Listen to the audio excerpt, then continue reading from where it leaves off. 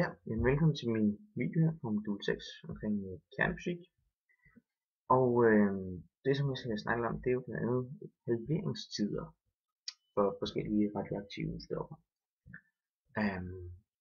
Og det er jo sådan, at de her radioaktive stoffer, at de er ustabile, og derfor så for at komme tilbage i en stabil fase, jamen så vil de med forskellige henfald blive stabile igen. Alfa henfald, beta minus, beta plus, gamma osv.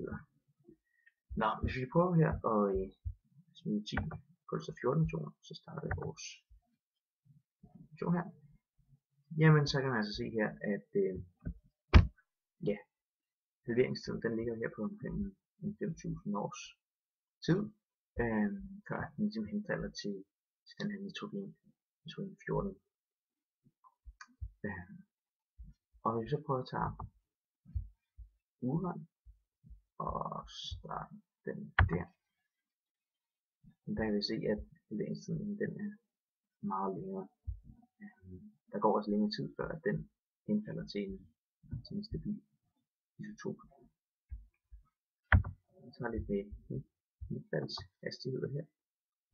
Og forskellige kulstof 14. Jamen så det du kan se her, det er jo procentdelen af henholdsvis kulstof 14 og nitrogen 14. Som jo hver af de her 1, 2 og 3, det er jo så de forskellige halveringstider der er.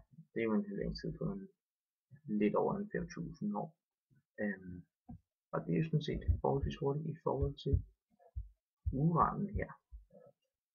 Som der er en milliard år.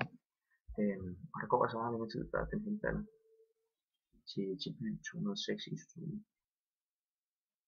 Det gør jo blandt andet af radioaktiv affald. Det er jo, den henfalder ufatteligt langsomt. Sidst her. Jamen, på planet 3. Så kulstof 14 indholder 100%. Det dør tørren. Og i den forbindelse så indfalder kulstof 14 lige så stille og roligt. Ja, og den falder det blandt andet det, man kan bruge til at datere biologiske materiale, og man biologer blandt andet bruger at datere alderen. Og ja, uran gælder i med fynproton sten.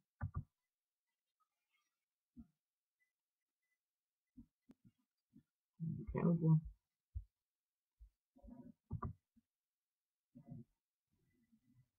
Det er så tydeligt at se, uran igen, den falder meget langsommere.